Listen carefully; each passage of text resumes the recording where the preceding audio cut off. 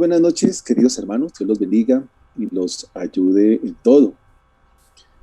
Vamos a estar orando al Señor mientras nuestros demás hermanos se pueden comunicar o se pueden conectar. Padre, por el infinito y glorioso nombre de Jesucristo, tu Hijo amado, queremos darte gracias en la noche de hoy.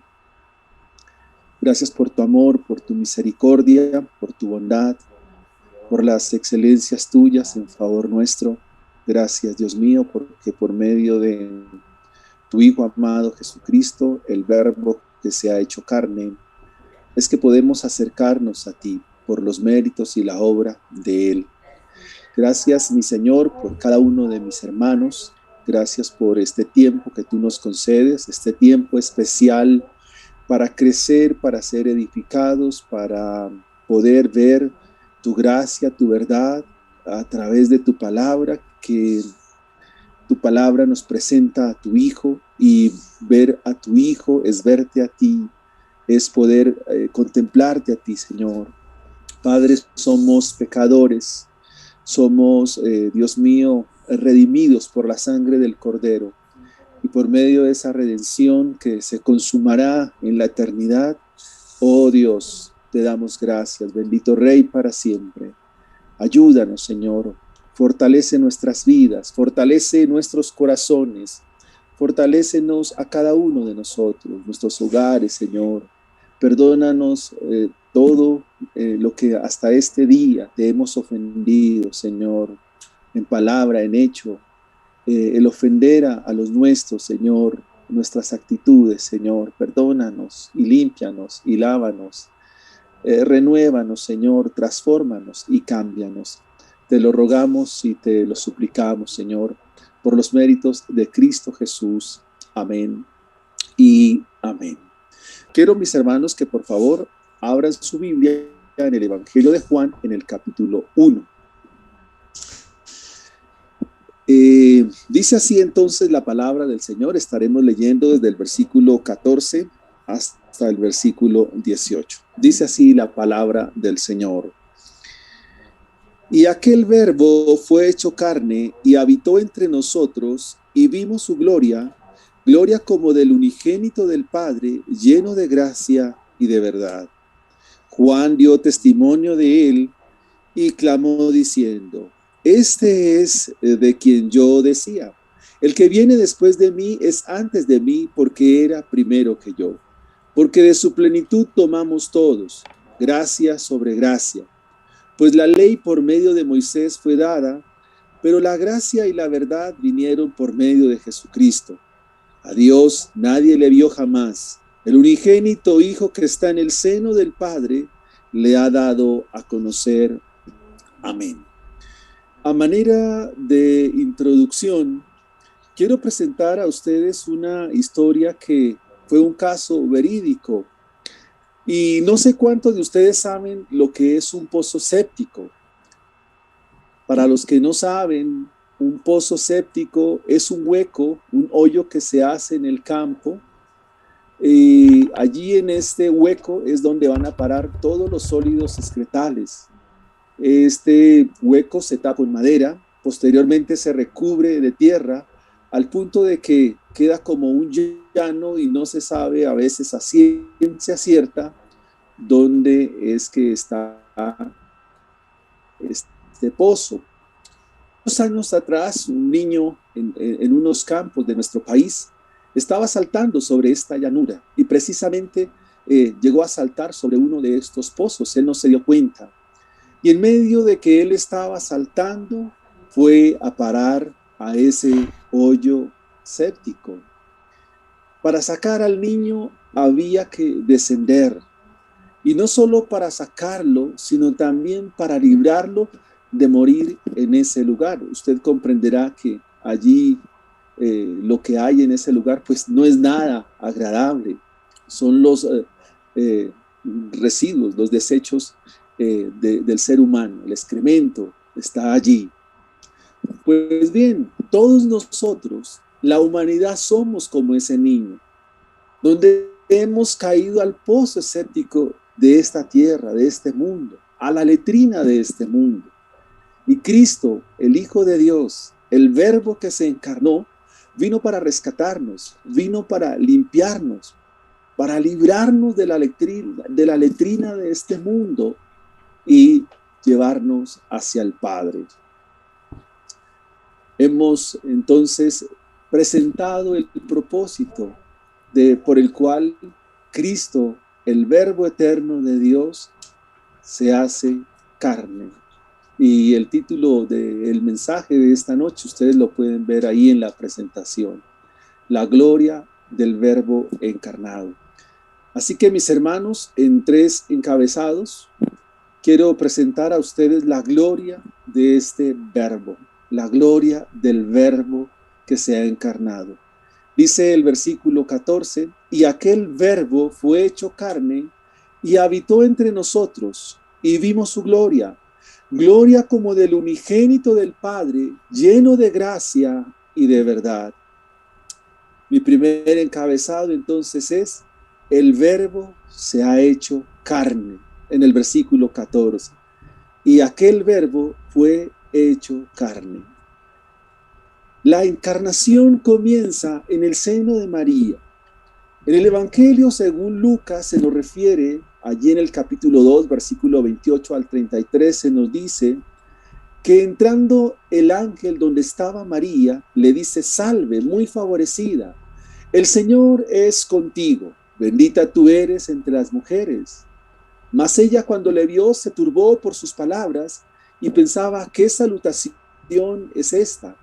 Entonces el ángel le dijo, María, no temas porque has hallado gracia delante de Dios y ahora concebirás en tu vientre y darás a luz un hijo y llamarás su nombre Jesús. Este será grande y será llamado Hijo del Altísimo.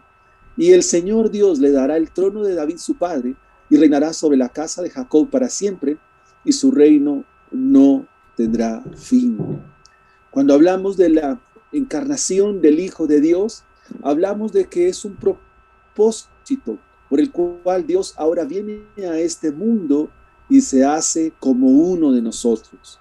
Ahora Dios, el Verbo eterno, el Verbo que en el principio era con Dios y el Verbo que era Dios, ahora se hace semejante a uno de nosotros, con las mismas características, con las mismas cualidades, pero con la diferencia es que en él no hubo pecado. Este Verbo lloró, el Verbo estuvo dormido, el Verbo se regocijó, comió y bebió. Hizo exactamente lo que cualquiera de nosotros hace cotidianamente, con la salvedad de que el Verbo no cometió pecado. A esto en cristología se le llama la impecabilidad de Cristo.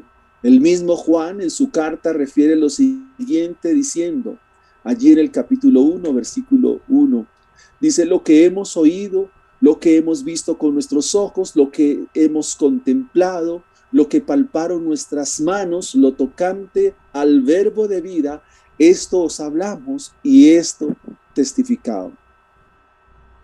¿Cuál es la razón o el fundamento de la encarnación? ¿Por qué ahora el Verbo se encarna, como bien nos lo dice Juan? Pues en primera instancia corresponde a un acto redentivo, al acto redentivo por los cuales los pecadores vienen a salvación. Debemos recordar, queridos hermanos, que la deuda de pecado fue cometida por un primer Adán, allí en el huerto del Edén. Este Adán que fue puesto, según lo que hemos venido estudiando en nuestros discipulados en casa, este Adán transgredió, desobedeció. Este Adán falló a Dios. Así que Adán como hombre y como cabeza federativa ha transgredido, ha desobedecido, ha faltado a la ley de Dios y eso ahora lo presenta como un hombre convicto de pecado. Pues bien, un hombre fue el que cometió el pecado, por tanto será un hombre y debe ser un hombre quien debe pagar. En la antigüedad, para mostrar esta verdad de las Escrituras, Dios moró en un tabernáculo. Su gloria estaba en medio de Israel, su pueblo.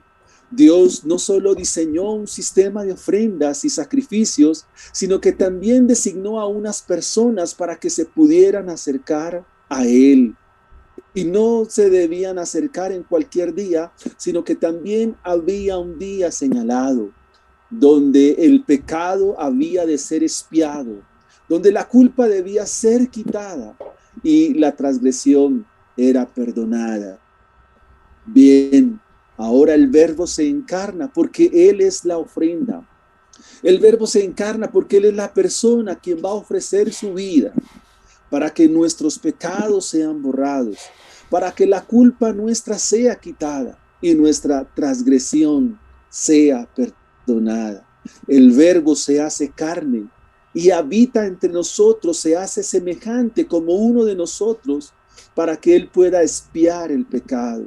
Él es la ofrenda que exige el Padre, es la ofrenda de Dios mismo para con Dios.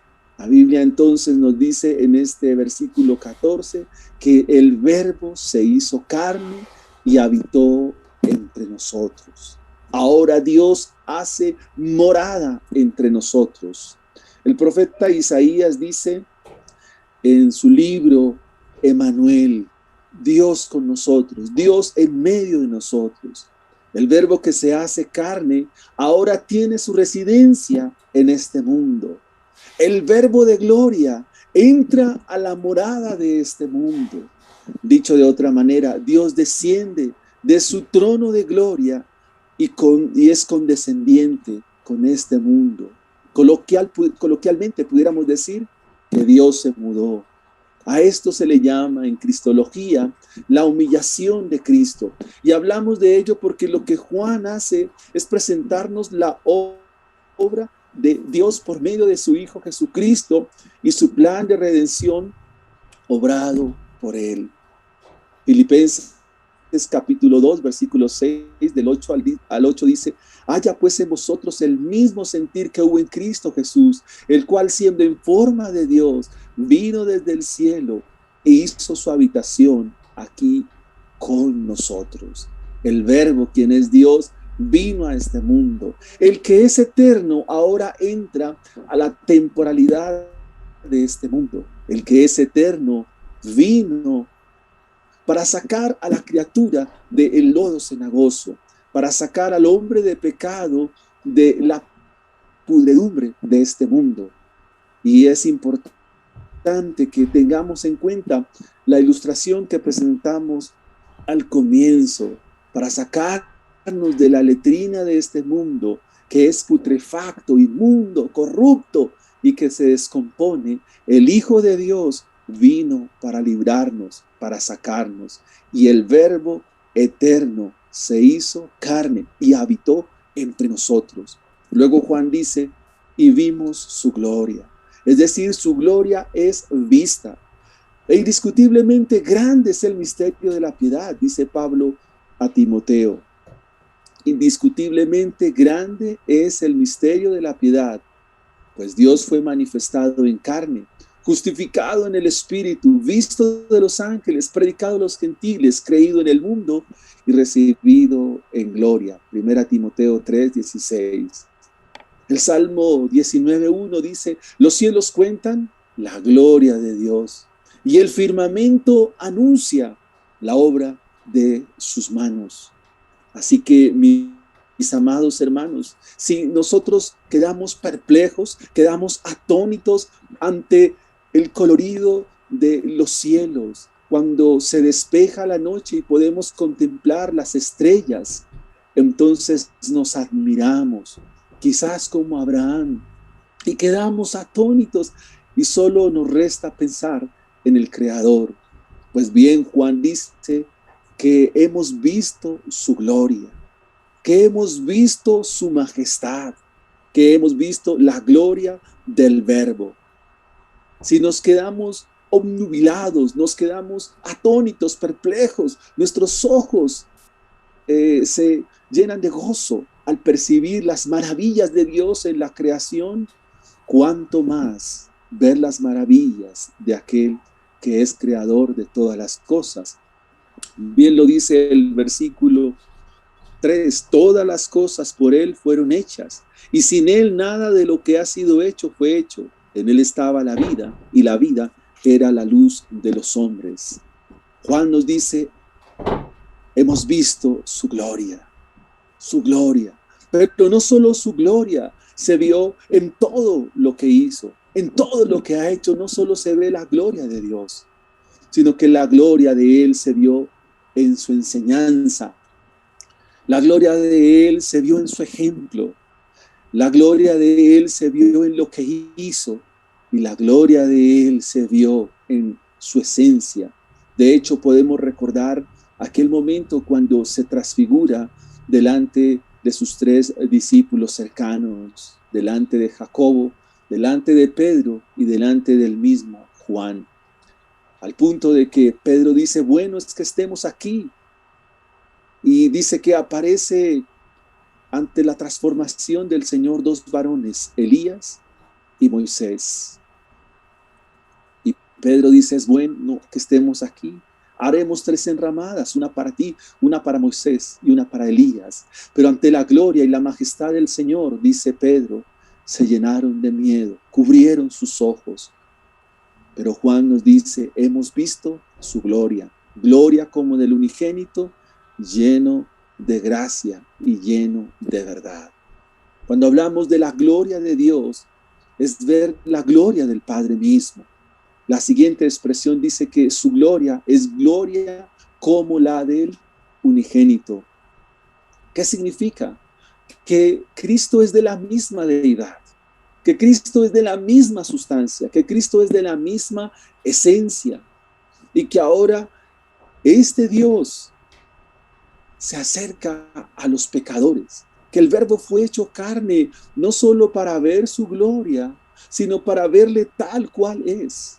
Y algo maravilloso que nos deja la enseñanza en esta noche es que este Dios glorioso un día volverá. Así que Juan lo que hace es presentarnos la naturaleza divina. Así que lo que Juan hace es presentarnos quién es este Verbo glorioso, quien se manifiesta a los pecadores, que se manifiesta como el unigénito del Padre. Y esa palabra unigénito significa monógenes, es decir, de la misma deidad, de la misma esencia, de la misma naturaleza, como dice el credo niceno, consubstancial con el Padre, algo así como del mismo material, en términos mucho más pedagógicos. Queridos hermanos, solo un Padre eterno puede tener un Hijo eterno. Y lo que quiero decir es que el Padre, por ser eterno, si es Padre eterno, entonces significa que tiene un Hijo que es eterno. No puede ser un Hijo temporal, no puede ser un Dios reducido, como lo presentan algunas sectas en nuestros días. El Padre eterno, por supuesto que tiene un Hijo eterno, porque el Verbo, su gloria eterna, encarnado, es la misma esencia del Padre. El que me ha visto a mí, dice el Señor, ha visto al Padre, respondiéndole a Felipe allí en el capítulo 14. Nos dice la Biblia que este Verbo se hizo carne y habitó entre nosotros y vimos su gloria, gloria como del unigénito del Padre, lleno de gracia y lleno de verdad. El Verbo está lleno de gracia. En la antigüedad Dios descendió, pero descendió y hubo temor en aquellos que vislumbraron de alguna manera la condescendencia del Padre. Dice Éxodo capítulo 19, versículo 13. Entonces Jehová dijo a Moisés, he aquí yo vengo a ti en una nube espesa, para que el pueblo oiga mientras yo hablo contigo, y también para que te crean para siempre. Y Moisés refirió las palabras del pueblo a Jehová. Y Jehová dijo a Moisés, ve al pueblo y santifícalos hoy y mañana, y laven sus vestidos, y estén preparados para el día tercero, porque al tercer día Jehová descenderá a ojos de todo el pueblo sobre el monte de Sinaí y señalarás término al pueblo de alrededor, diciendo, guardaos, no subáis al monte, ni toquéis sus límites. Cualquiera que toque el monte, de seguro morirá. No tocará mano, porque será apedreado o asaeteado, sea animal o sea hombre, no vivirá. ¿Qué nos está diciendo el libro del Éxodo? Que Dios descendió y que el pueblo se llenó de espanto, porque el monte temblaba, el monte humeaba. Ahora, en lo que nos presenta Juan, se nos dice que el Verbo se encarnó y vino a este mundo. La pregunta es, ¿por qué no morimos? Si muchos en la antigüedad que quisieron tan solo acercarse a Dios, tan solo mirar a Dios, quedaron fulminados, quedaron muertos de una vez ante la presencia misma del Dios viviente.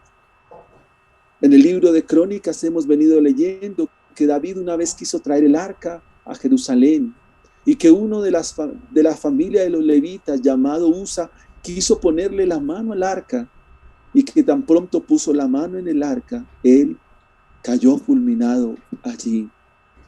Juan nos dice que el Verbo descendió, que el Verbo vino a este mundo. ¿Y por qué no fuimos consumidos? ¿Por qué no somos consumidos? ¿Por qué la humanidad no ha sido consumida? Por lo mismo que nos dice Juan, porque en él viene la gracia. Él viene lleno de gracia. Él viene inundado de gracia. Cristo está lleno de su gracia. Y la gracia significa que no paga conforme a nuestra maldad. Que esa gracia se puede intercambiar con la palabra misericordia. Que Él viene con mucha misericordia.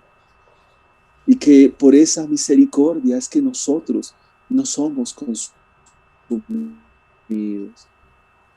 El libro de Malaquías nos dice allí en el capítulo 3, versículo 6, dice, porque yo, Jehová, no cambio. Vosotros, hijos de Israel, no han sido consumidos. La gracia es el favor de Dios en favor de nosotros los pecadores, que a pesar de nuestra condición, a pesar de nuestro pecado, a pesar de la pudredumbre y la descomposición en la que vive el pecador cada día, Dios ha venido, se ha encarnado. ¿Para qué? Para librarnos, para perdonarnos, para santificarnos, para rescatarnos de nuestra manera vana de vivir. Y lo ha hecho porque Él viene cargado de gracia. La gracia le es mostrada al pecador. La gracia le es mostrada a aquel a quien Él en su propósito ha llamado.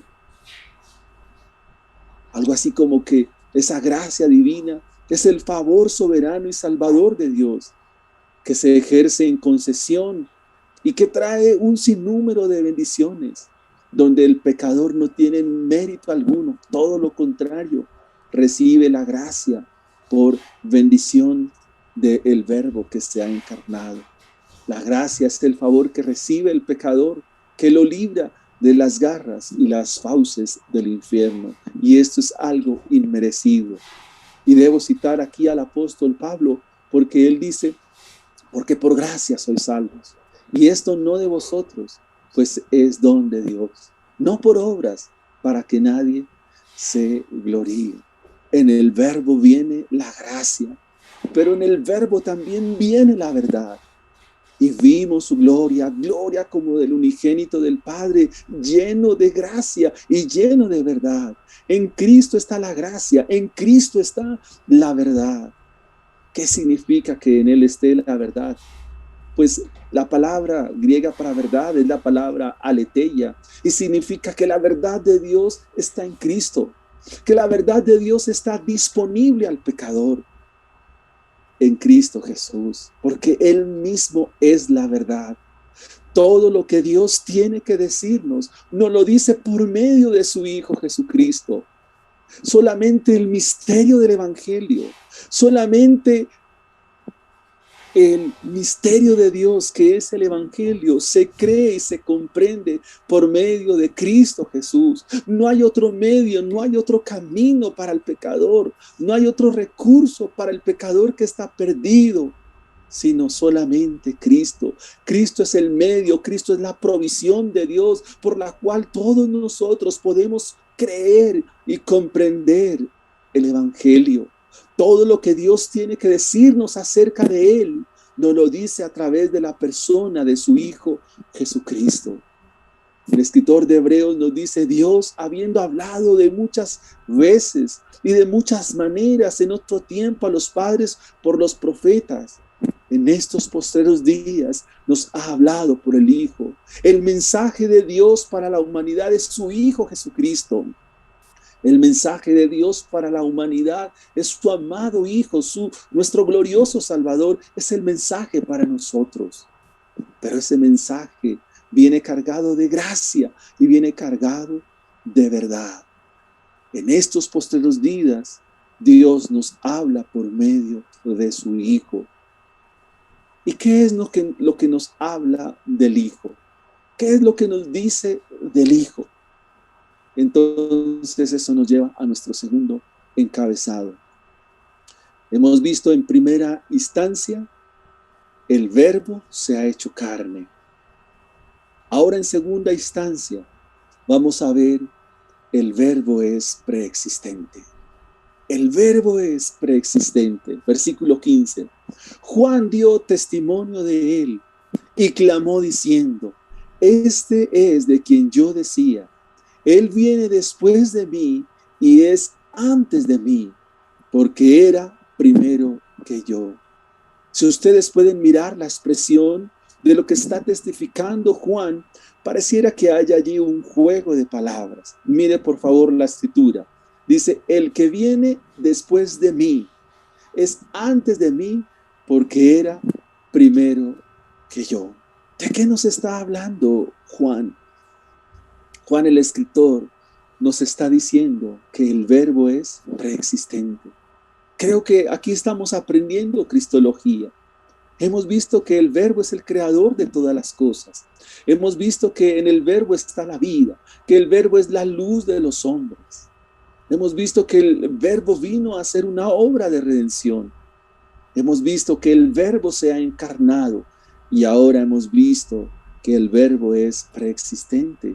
¿Qué significa la preexistencia del Verbo? Que nuestro Señor Jesucristo es antes de todas las cosas, antes de que este mundo fuese, antes de que este mundo existiese, el Verbo era Dios y el Verbo estaba con Dios. Jesús les dijo allí más adelante en el capítulo 8, versículo 58, de cierto os digo, antes que Abraham fuese, yo soy. Nuestro Señor Jesucristo entonces es eterno. No tiene comienzo, no tiene fin. Él es eterno, Él es el alfa, Él es la omega. Antes que naciesen los montes y se formase la tierra y el mundo, desde el siglo y hasta el siglo, tú eres Dios, dice el Salmo 90. Algunos cultos y sectas heréticas niegan la existencia eterna de Cristo. Alegan que Él fue un ser creado. En contraste con esta falsa doctrina, la Biblia presenta a nuestro Verbo como aquel que ha creado todas las cosas.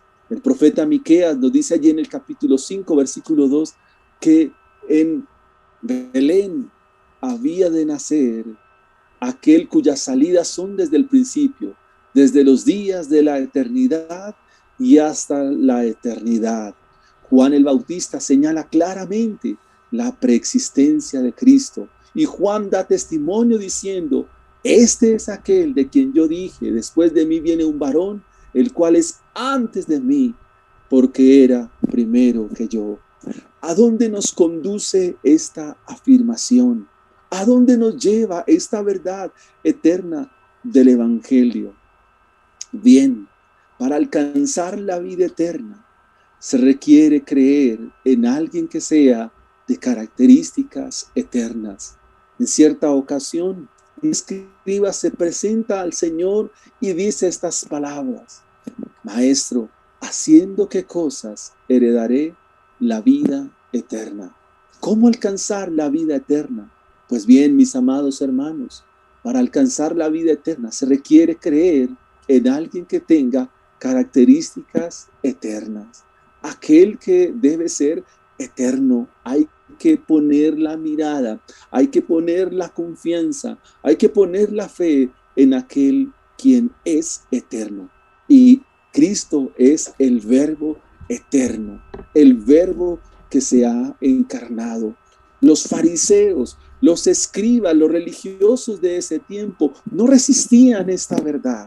Es por esta verdad que más adelante vamos a ver que deciden condenar a muerte al Verbo. Así que, mis amados hermanos, la verdad del Evangelio en esta expresión que Juan nos presenta tiene que referirnos que para alcanzar la vida eterna es necesario poner la fe y la confianza en el Verbo que se ha hecho carne, porque solamente el Verbo es eterno. Veamos nuestro tercer y último encabezado. Hemos visto que el Verbo se hace carne. Hemos visto que el Verbo es preexistente, que existía desde antes de todos los tiempos. Y ahora vamos a ver que el Verbo hace partícipes y libra a los pecadores. El Verbo hace partícipe y libra a los pecadores. Versículo 16, porque de su plenitud tomamos todos, y gracia sobre gracia, pues la ley por medio de Moisés fue dada, pero la gracia y la verdad vinieron por medio de Jesucristo. A Dios nadie le vio jamás. El unigénito Hijo que está en el seno del Padre le ha dado a conocer. Porque de su plenitud tomamos todos. En Cristo Jesús, en el Verbo, dice Colosenses 2:9, habita corporalmente toda la deidad, toda la plenitud de la deidad. Cristo es la fuente para que los pecadores vengan a salvación. Cristo es la fuente donde se halla la vida eterna. Solo los pecadores, cuando acuden a Él, a este Verbo que está lleno de gracia y lleno de verdad, pueden cobrar esperanza. Porque la única esperanza para aquel que está perdido es el Verbo que se ha encarnado. Dios se ha hecho hombre para que los pecadores tomen de su gracia.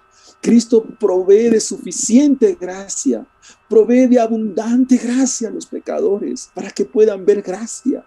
Esto significa gracia sobre gracia, que Él nos dota de gracia, nos da de su gracia, para que en gracia podamos verle, para que en gracia podamos contemplarle, para que en gracia podamos disfrutarle, para que en gracia podemos adorarle.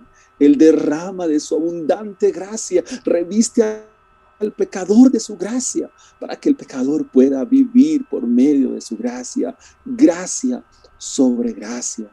¡Qué bendita gracia!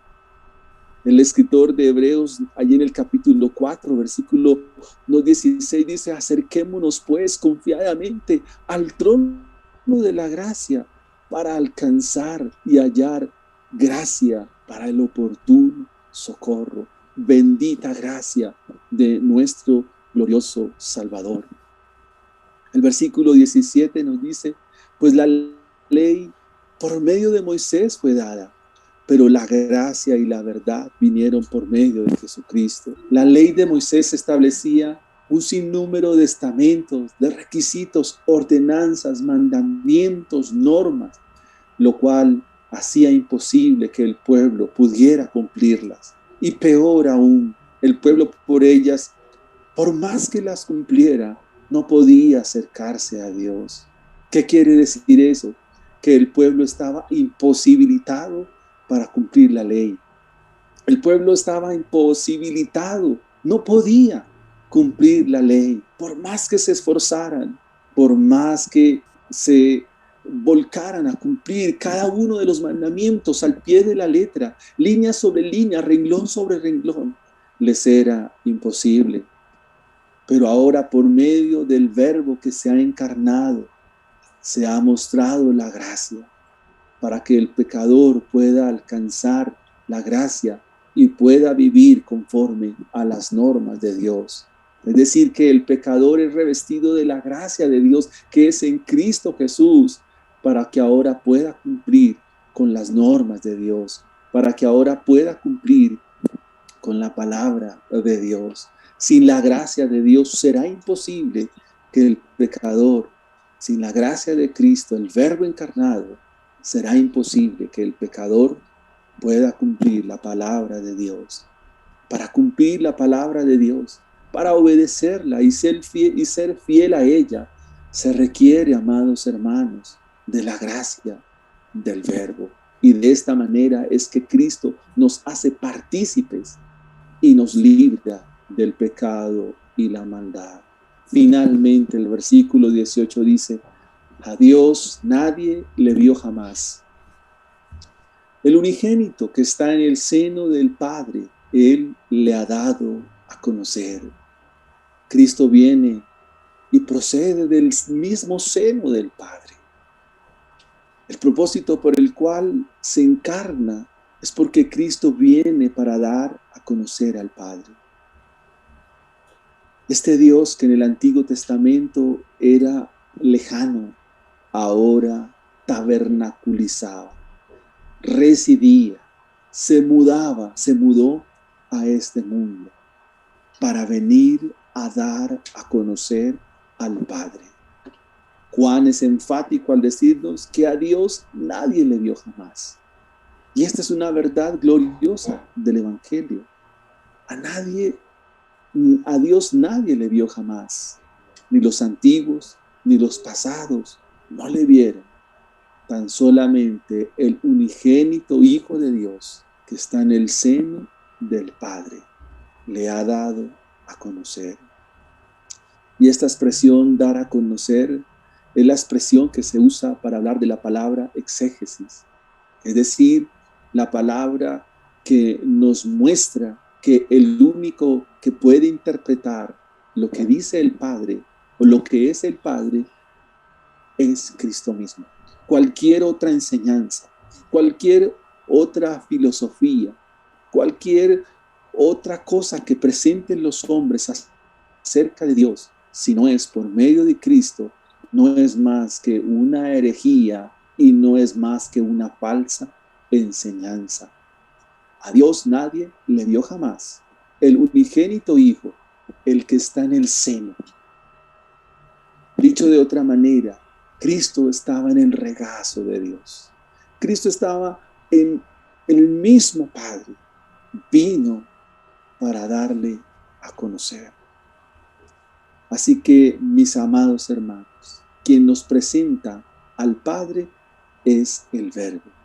Y sin el Verbo será imposible conocer a Dios. Queridos hermanos, quiero finalizar con una aplicación.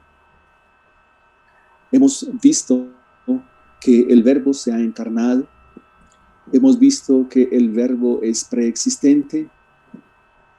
Y hemos visto que el Verbo hace partícipe y libra a los pecadores. El Verbo se ha encarnado, el Verbo es preexistente y el Verbo hace partícipe y libra a los pecadores. Quiero que miremos una vez más el versículo 14, que es el versículo central de esta unidad. Y dice que en Cristo Jesús está la gracia y está la verdad. Todos nosotros, como hombres, como mujeres de Dios, debemos descansar en la gracia de Dios y debemos estar inundados de su verdad.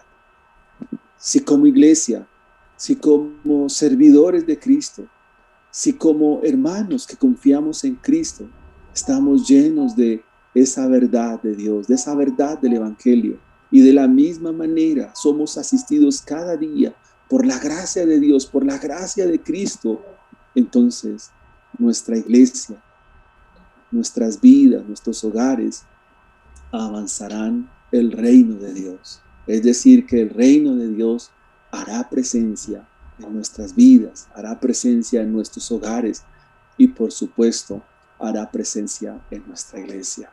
También he dicho que el Verbo nos hace partícipes a todos nosotros, cual pecadores, como niños que hemos caído al pozo escéptico de este mundo.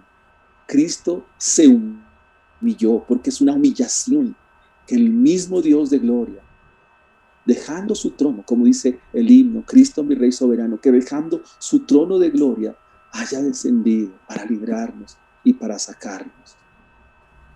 ¿Por qué el Verbo se encarna? Porque como Verbo encarnado, como hombre encarnado, fue a morir a la cruz del Calvario. Fue allí donde abrió sus brazos. Fue allí donde entregó su vida para que nosotros pongamos nuestra fe, nuestra confianza en Él. Él nos ha dado de su gracia para que podamos confiar en Él. Él nos ha dado de su gracia para que podamos ser alcanzados por Él. Así que, mis amados hermanos, debemos confiar en el Verbo que se ha encarnado, porque en Él está la gracia y en Él está la verdad. Oremos al Señor. Oh Padre, te damos gracias por tu Hijo amado, por tu Hijo, quien es el Verbo que se encarnó. Gracias. Gracias, Padre, porque tu Hijo condescendió a este mundo, descendió a este mundo. Nosotros, cual niños que estábamos en la letrina de este mundo, Dios, tu Hijo vino, se humilló, bajó a este pozo escéptico de este mundo para librarnos, para salvarnos, para rescatarnos. En Él está la gracia, en Cristo está la verdad. Oh Dios, ayúdanos, por favor. Cristo suple al pecador, Cristo suple a sus hijos, Cristo suple a su iglesia, Cristo suple a todos aquellos que le reciben, a los que les dio la potestad de ser hechos hijos de Dios, los que no son engendrados de carne, ni de sangre, ni de voluntad de varón, sino que son engendrados directamente por Dios. Son a ellos a quienes rescata del lodo cenagoso de este mundo. Vino a morar a este mundo, descendió del cielo, se hizo carne, habitó entre nosotros. Ahora, Señor, permítenos poner nuestra confianza en Él, porque no solo Él murió, sino que también resucitó. Y así como vino hace 2000 y algo más de años, un día volverá a descender desde los cielos, volverá para llevarnos y estar con Él. Señor, es lo mejor, Dios mío, es lo mejor que pudiera pasar en esta noche, que mi Señor viniera. Oh Dios, anhelo tanto tu venida, Señor. Oh Señor, oh Señor, ayúdanos a esperar en ti y a confiar en ti, Señor. Oh Señor, ayúdanos. Ven pronto, Jesús, ven pronto, Señor. Ven pronto. Oh Dios, ven pronto, Señor. Esa es nuestra oración.